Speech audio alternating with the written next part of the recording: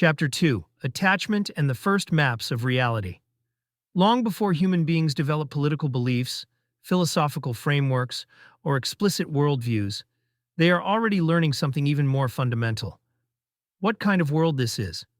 Is it safe or unsafe? Am I wanted or unwanted? Will my needs be responded to or ignored? Can I trust others? Can I trust myself? Is love stable or unpredictable? Is closeness comforting or dangerous? These questions are rarely asked consciously in childhood, yet the nervous system is listening for the answers constantly. This is part of what makes attachment theory so psychologically important. Attachment is not merely about parenting styles or childhood memories. It is about the earliest emotional maps through which human beings begin orienting themselves within relationships, within the social world, and eventually within themselves. Before a child possesses language sophisticated enough to explain reality, the child's body and nervous system are already learning how reality feels. And feelings learned early tend to sink deeply into the architecture of the self. A child whose distress is met consistently with warmth, responsiveness, and safety gradually absorbs a quiet expectation that connection is reliable. The world may still contain difficulty and disappointment, but at a deep emotional level, relationships feel fundamentally survivable. Another child may learn something very different. If care arrives inconsistently, unpredictably, or conditionally, the child may become hyper-attuned to signs of abandonment or rejection. Love begins feeling uncertain. Attention becomes something to anxiously secure rather than safely trust. Emotional vigilance becomes adaptive. Another child may learn that emotional expression leads to criticism, engulfment, chaos, or withdrawal. In that environment, emotional self-protection may become the safer strategy. Distance feels safer than vulnerability.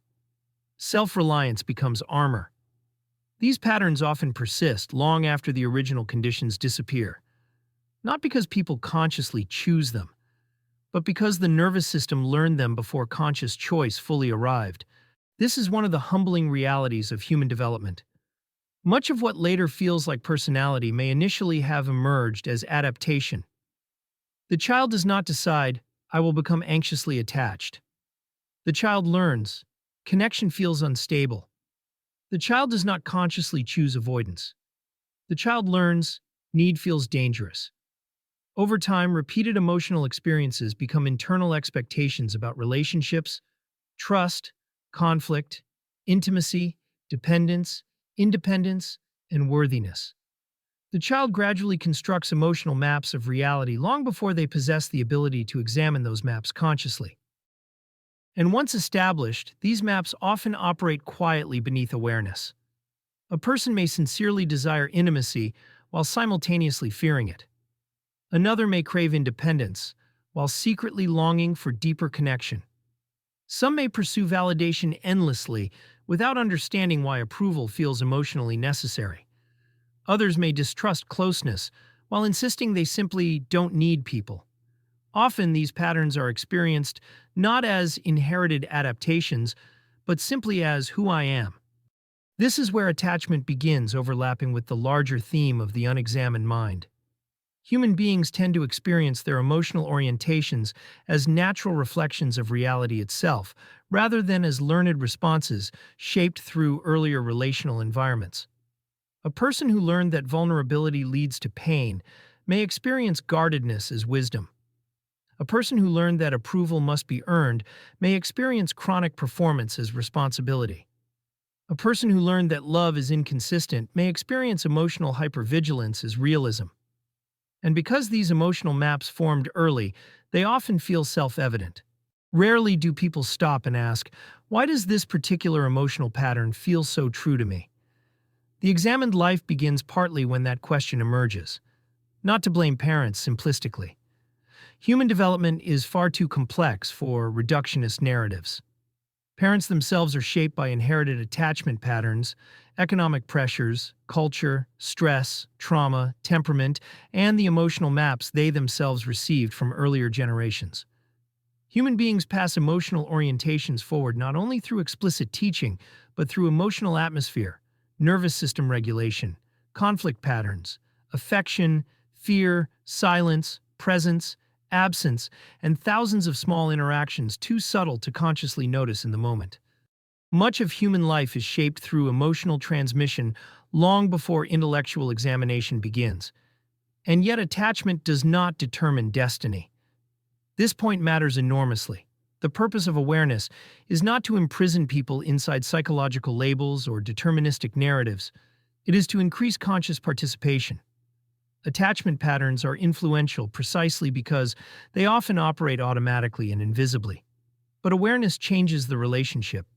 A person who begins recognizing their attachment patterns gains something important: the ability to distinguish current reality from inherited emotional expectation.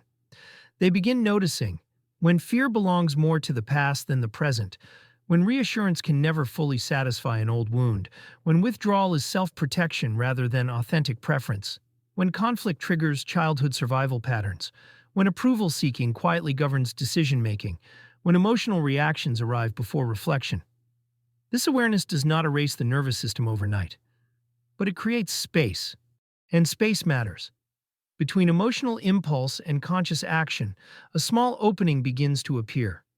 Reflection becomes more possible. Compassion becomes more possible, both toward oneself and toward others. What once felt like fixed personality traits begin revealing themselves as adaptive patterns, assembled gradually over time. The map becomes visible, and once visible, it becomes easier to navigate more consciously. Attachment theory also reveals something broader about human beings. Our minds are profoundly relational. Human consciousness does not emerge in isolation. Identity itself forms partly through interaction with other minds. We learn who we are through reflected emotional experience long before we construct coherent narratives about ourselves intellectually. This has enormous implications for understanding adulthood.